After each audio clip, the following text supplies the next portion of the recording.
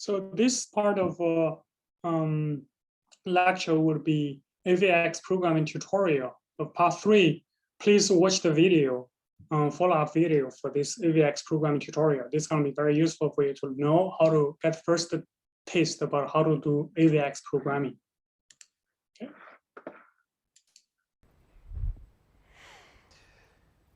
Good. So this talk is about programming intrinsic. This is essentially what we saw in this code just a few seconds in this assembly code. And do people actually have problems understanding assembly? Who does not completely has no clue about assembly? Is there anybody who? Yeah, I know that. But, so everybody has at least an idea what assembly is. It's a very, very, very, very simple language that you can talk to a computer. Okay, so what we're going to do now is speaking about intrinsics. Intrinsics is a C version and a C-only version. So I, well, deliberately exclude all the Fortran users now, but you have to do it in C. It's not possible in Fortran. In case you need to use something like that in Fortran, you have to write it in C and then, for example, use the ISO-C bindings to actually import it into Fortran. Okay, so why should we actually bother? I mean, you always should know why you should bother because you're in high-performance computing, and if there is no other way of getting the performance, this is probably the way you want to go. Right? It's a little bit more complicated. It's also a pretty intriguing way. I like it. I like the way how this is done. Mr. Gilles here is one of the intrinsics DGEM guys who has written very nice versions of that. So it's a little bit tricky, but it's very challenging and it's actually pretty cool. So why should we bother with intrinsics? I told you earlier on that there's very, very unlikely that we'll see any significantly higher frequencies in the processors in the coming years. Why? Because the power consumption goes quadratic with the frequency. So when I double the power for performance, when I double the frequency, I'll quadruple the power, which is what we can't do. We simply can't afford that. On the other hand, if I double the area, I just double the power consumption. And usually what Intel's production processors do, they shrink the size of the transistor, or the features, we call them, by half every 18 months. So every 18 months, we get half the size of the die. So if you would take a Pentium from 19, gosh, when was that? A long time ago, like say 20 years ago, then it would be, I don't know, yeah. So it would like minimize. It would just, basically, it wouldn't be present anymore. It's so small nowadays that it would be a minor feature on some of the chips. So usually we double the number of transistors every 18 months on a given area. So we assume that the transistors grow, as they always did, but the frequency will basically stay the same. However, not even the cores, so one would then assume that the number of cores doubles every 18 months, but that's also not true, right? So the number of cores doesn't seem to be doubled every 2 years. This doesn't seem to be possible. There are other technologies that they'll take more transistors, like branch prediction, like caches, and so on, that consume the transistors that were actually could be put into cores. So very likely, and the most efficient way of doing that, the performance improvements will come from vectorization. There's nothing else that can deliver that currently. Okay. So usually when you want to start intrinsics or vector intrinsics, and this is the only good way we use it for, apart from allocating memory, you come up with a problem like that. Why can't the compiler vectorize my code? You have a complicated piece of code. You can't write it differently. The compiler just doesn't want to understand it, or the implementation the compiler suggests is not sufficient for your use. Classical example is this type of matrix multiplication, where the compiler probably says, no, it's very inefficient to vectorize that. But we know that it is okay to vectorize, right? Because there is just basically, we would leave out an element here. Oh, it's a green vector nowadays. he would just leave a 0 element at the end. If he would write that, we would do it because we know we can put 4 doubles in such a vector. We know we would only use 3, but the compiler would still say it's inefficient. And we just recently, with a couple of workloads we're dealing with here at CSCS, we had exactly this problem, that vectorization, and Alfio was extremely working about that. That especially those small kind of loops will not vectorize or will not vectorize in the right manner. Intrinsics can help you. Okay, what are intrinsics? Intrinsics, they feel a little bit like library functions. They feel like any function you would call from any other subnet set or storage you have on your computer, like sinus or exponent, but they're just called differently, and they will exclusively deal with vectors. The intrinsics are directly understood by the compiler. It knows about these kind of functions, so they are not entering, they don't have to conform their normal C way because there is no type vector in C. We introduce that. Most intrinsics almost directly translate into assembly code. So behind each of these function calls, there is an assembly command. Sometimes there is a couple of assembly commands behind it, but it's usually very short code regions. There's not many of them. In order to use AVX intrinsics, you must include a header. It's IMM intrinsics, Intel, MM, I don't know what the MM stands for. We use MM for multimedia extensions originally, and that description stuck. So it's IMM intrinsics, you include that, and then you can use intrinsics. Okay. Very briefly, the Intel 64 register set. This stuff up here basically is a standard Intel processor, like any 64-bit processor. There are 8 registers that deal with particular necessities of the operating system and the core, basically pointing to an instruction pointer. This is where the instruction, well, the memory address of the current instruction is stuck in. There is 4 general purpose registers, RAX, RBX, RCX, and RDX, and there's a couple of others like a stack pointer, the base pointer, and so on. There is, there's not general purpose actually. They are pretty used in a pretty fixed way. Then there's 8 64-bit general purpose registers, R8 to R15, which you can just use for anything. You can write 64-bit information in there. 1 double, right? Or 1 long, stuff like that. Of course, you can also underflow, say, use 32 bits of it by writing floats in it. And additionally, now on Sandy Bridge, there are 16 256-bit SIMD registers. And those SIMD registers, there's 4 doubles, space for 4 doubles in them, space for 8 floats in them. Or if you deal with 16-bit stuff, there's even more space. Right? Okay, we saw that before. This basically describes what happened to the vector lengths in the coming years.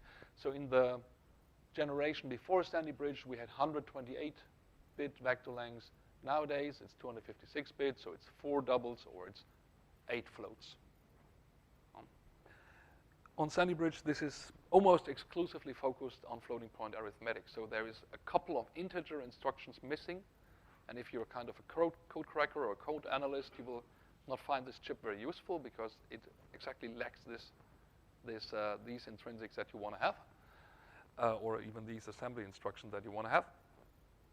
It's mostly focused on really on floating point. Once more, the Sandy Bridge pipeline is exactly the same picture we had before. Here, these 3 ports are our AVX sections. We can do 1 multiplication, 1 addition, and 1 shuffle at one time. A shuffle is exactly what I will speak about in a couple of sections, and you will have the opportunity to try that out. So in principle, it could be three instructions that we dispatch at the same time. Okay, we have that. Little repetition from before.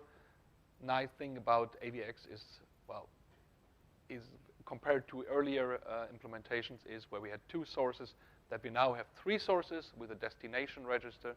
So you don't have to write your one of your initial sources. So there's no need for an explicit copy. So we make the code a lot smaller than we actually did before. Okay. Now, to actually how do we program intrinsics? In order to specify a vector type, we have a couple of, well, vector type symbols here that is Intel, yeah, I would say specific. It's of course also present in GCC. I don't know if it's how do you deal with that in the Cray compiler? You don't. Okay, so you have to compile it with GCC or with ICC. Can you link to the Cray compiler then, if or library or whatever? Yeah. Yeah. ABI is compatible. Yeah. Good. Okay. Okay. So there is 3 vector types. This underscore M256. That was the original vector type that dealing with floats, right? Then there is a vector type underscore M256D that deals with 4 elements of double, or an integer underscore M256I deals with 8 elements of a 32-bit integer. Right? There's a naming convention for intrinsics. You will find that there are many, many, many of these functions. The functions ending with underscore PD operate on packed doubles, meaning they operate on a full vector of the number of elements that it has. There might be PS, which is packed single, but there might also be things like EPI, which we're not interested at the moment, which deal with integers, right? Or even EPI 16 or stuff like that. So I'm not speaking about that currently. The only interesting thing I want to mention is we have this PD, but that we have also SD and SS. The SD and the SS deal with scalar double and scalar single. So you will only use the last or the first element of the vector to compute it. It's not a parallel execution, it's a scalar execution. It will deal with only one element of the vector. Okay, so how do we get information into the vectors? That's the first problem that you have, because you have all this fancy vector stuff.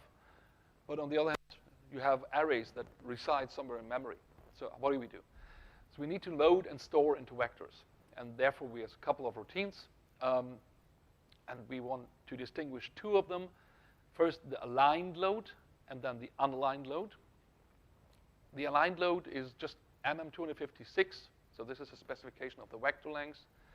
There is also 128, and in the future, or even on other architectures, there might also be 512.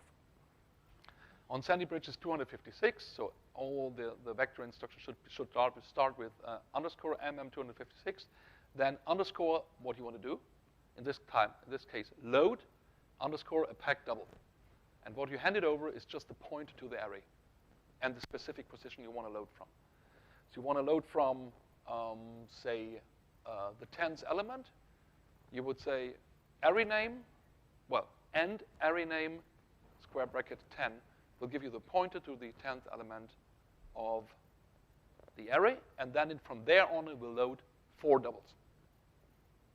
Just straight what is written in the memory at that point. Storing is just vice versa. Underscore MM256 underscore store PD will store this vector A into the position pointer P. And there you can do the same trick. Right? In this uppercase here, I assumed that the position star P is aligned to 32-bit byte. So half a cache line, essentially. And this is the width of the vector. So this instruction will crash if it's not aligned. And you're invited to try that out when we do the hands-on later. Just try an unaligned load and a aligned load on an unaligned position and see what happens. Okay, so if the array is not aligned, we have this other set of 2 functions where it does exactly the same thing. It just says load U for load unaligned and store U for store unaligned. Why this alignment stuff? All right? So What it essentially does is we operate on cache lines internally. So we never load a single bit of memory somewhere. We always load a full cache line, and the cache line is 64 bits. So first of all, if we are not aligned to this cache line, to this 64 bits, we probably hang over the cache line at some point. So we need not one, but two loads, because we load from two cache lines. Internally, that's called a split load, and will cost you some. On the other hand, there is also performance benefit from loading from a given boundary. So if the boundary is basically, if you're on the boundary with respect to 32 bytes, we're loading fast. If we're not on the boundary with 32 bytes, we're loading slower at least. It's not so bad on Sandy Bridge anymore. It's still a performance impact. So in this case, this would be a load if we assume that this array A is aligned. If we shift it on off by one element, oh, I just forgot to change the vectors here, or the vector indices, then the load is unaligned, and we need to use load U instead of load. This is how we get this stuff into the vectors. In order to establish alignment, there is an underscore mm_malloc, the size of the aligned of the field you want to allocate, and then you put the alignment here. In the case of AVX, it has to be 32 bytes. In case of the mic architecture, it will be 64 bytes. Okay, this is how we get it into the vector. Okay. Then we have something written, like 4 elements of double from a given field, and we have it in a vector. What we do? Well, the most trivial thing we probably can do is doing arithmetic operations. And all of the arithmetic operations, well, most of them, will act on elements of these vectors, well, element by element, element-wise. Right? So if you execute this add operation on 2 vectors, one vector containing the elements of the field A, the other one of the field B, and you add them, you get a vector containing the sum of that. And it's just element by element, right? And this works for most of the operation. There are some exceptions, like horizontal add, which don't do that. What arithmetic operations are supported? This is addition, subtraction, multiplication, division, square root. There's a couple of others, like round, where you have a specifier which way of rounding you want to use. You have ceiling for divisions, where you want to go to the lower integer for the division, and floor, where you go for ceiling, where you go to the upper part of the next higher integer from the division, and the floor, where you go to the lower one, or minimum and maximum, where between 2 vectors you get the minimum or the maximum of the respective elements in the 2 vectors. This is kind of stuff you can do, but it's all element-wise. So you just do it bit by bit. And you will say, well, this is pretty useless, because my algorithm requires something completely different. Because I want to add the fields, so I go back to a vector here. I want to add the fields A0 and B1. How do I do that? I need to do an unaligned load to get it in. No. And this is what intrinsics programming is most about, rearranging data. Because this is trivial. Once you have it in this form, it's easy. But to get it in the form is difficult, and usually the compiler should do the job for you, but sometimes it's just not possible. Okay, data rearrangements. So this would be all pretty inefficient, because we would be not able to implement a real algorithm with these arithmetic instructions if we didn't have data rearrangement. Yeah. So the question is, what do we do if we need to load skew elements from an array somewhere, or if you want to distribute different elements across vectors? We need some particular instructions to do that, or operations to do that. And those operations are broadcasting, shuffling, permutation, and blending. And this is what the rest of this talk will be about. First of all, there's an operation that's called broadcasting. Broadcasting is usually what we do when we distribute one value across a whole vector. And this is usually in calculation. These are constants that are things that are constant over a given field. The intrinsics for doing that is underscore mm256 broadcast SD. Now it's a scalar double instruction. It will give you the full vector of that, but it's marked as SD because it just operates on this single value. And it will distribute the value in the pointer A, it's a memory address, by the way, into all the vector elements. There is also a similar operation that is called set1 PD that will distribute a double value, not a pointer anymore, a double value across the vector. So this is pretty easy. Now, coming to something completely different, we want to have mixes of two vectors. So you have two vectors that have fields that need to be mixed into a single vector. What do you do? And the appropriate operation for doing that is called a blend. By the way, there's a typo. It should be 256 underscore mm256 underscore blend underscore PD. We'll choose fields from either vector 1 or vector 2 into the resulting vector. And you do this via a constant integer. And in the integer, in the dual representation or binary representation of the integer, where we find a 1, we take it, do we have an example here? Yes.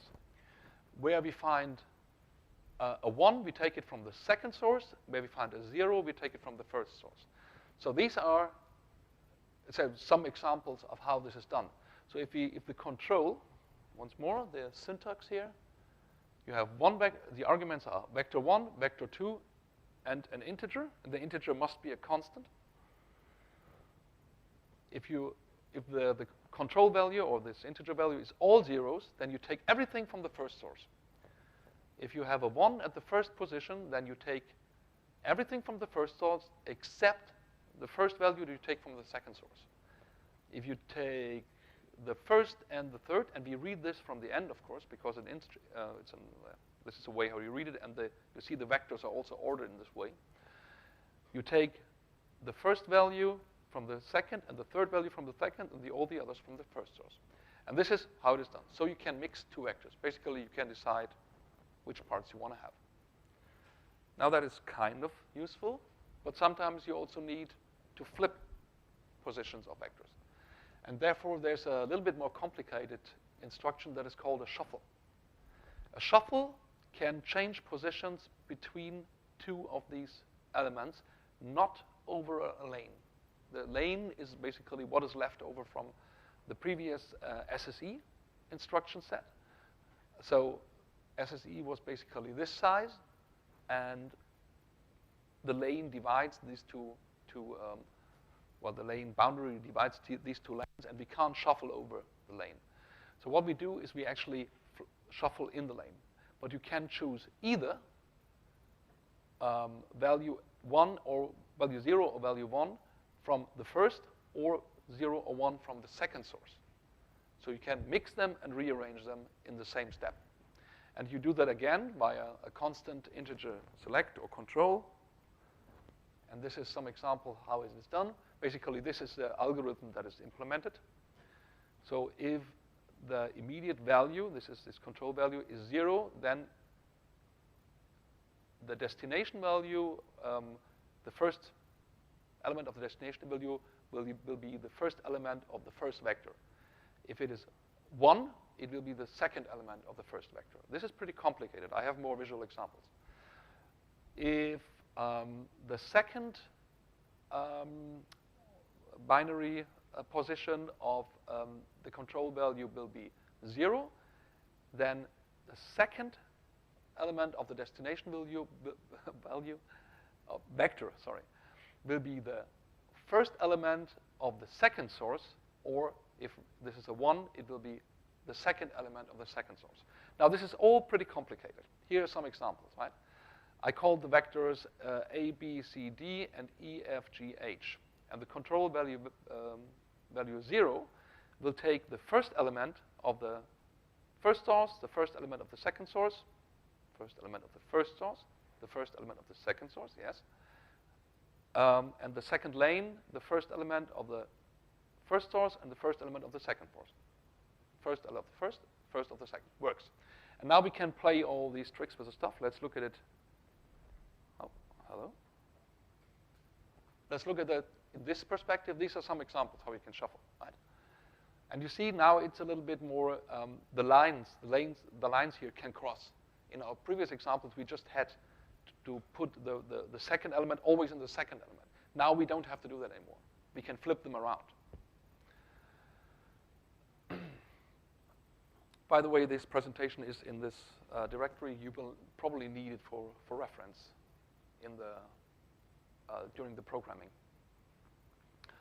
So, for example, let's take one.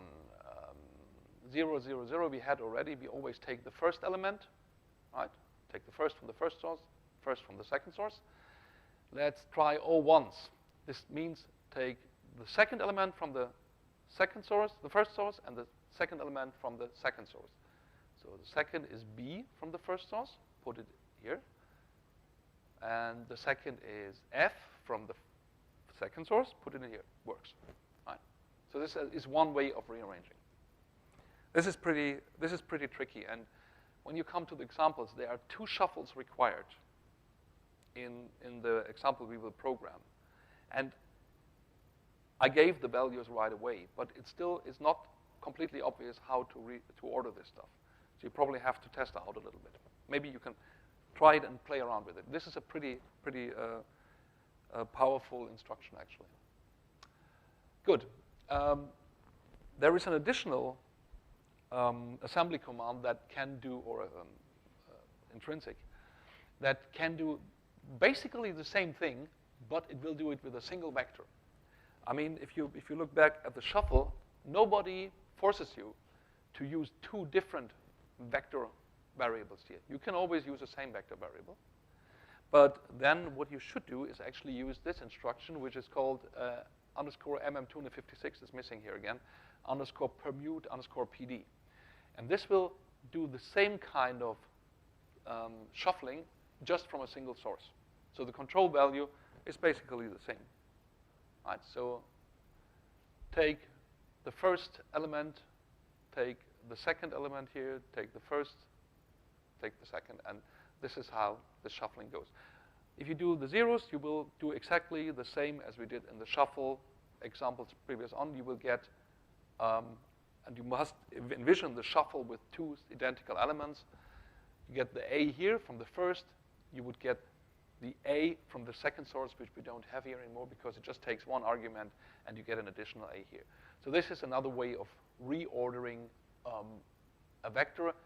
Particular example is just flipping these things cross is something that happens very often.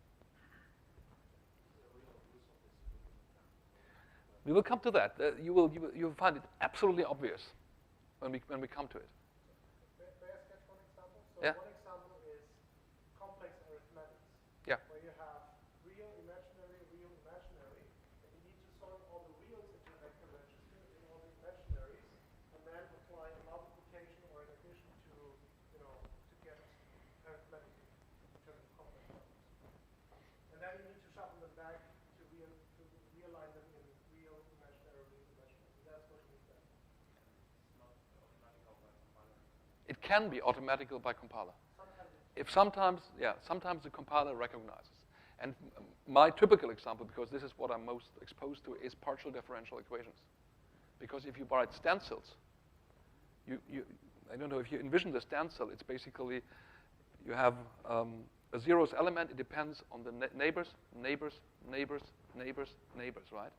So if you think that in vectors, it will be the neighbors, but then they have a trailing tail to the right, in the direction of the memory.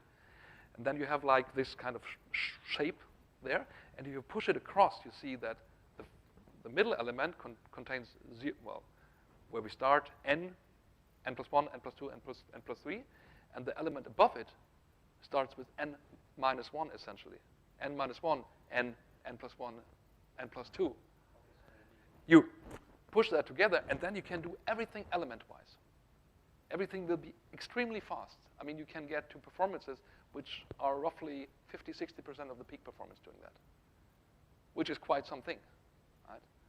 And if the stencil gets extensive, if it's a big stencil, like not say second order, we will do second order, but the usual case where we do that is order 8 to order 14th. So the stencils are big in their approximation. Then this gets extremely complicated, and the compiler won't understand it anymore. It will say it's not worth it vectorizing. And it will do a scalar version, and you get no performance whatsoever. So this is actually really cool stuff if we want to get to performance. But the thinking is pretty difficult, I agree. Like all this, this is completely boring, and you ask yourself, what's that good for, right? But it will be, I mean, once you come to think about it, it's absolutely obvious that, oh, of course, yeah, that's what it's good for. Because that was implemented for good reason. Okay, last but not least, cross-lane permutation. So everything we just did is all in lane. It's all within 128 bits because of this legacy of SSE that we have. Now, you will say, oh, that doesn't help very much because I need to bring this element, the first element of a vector, into the third position. And it just doesn't work because it's across the lane. So what you have to do is actually change, well, permute the lanes themselves and then do one of the other operations. There is an underscore MM256, sorry for that, it's missing again, permute 2F128, which will exactly do this. And it has, again, this control value that allows you to specify which lane you want to shift where. And I'll just show you some more visual examples from the second and from the first source. So you can, again, here use two sources. Generally, I do this with, because usually my intention is with that, I want to flip the lanes. So I do it with a single source. It doesn't mean you have to do it with a single source. You can have very fancy use cases where you have two sources. Let's look at that, how that works. Here it is done with elements again, of course, because a lane contains two elements.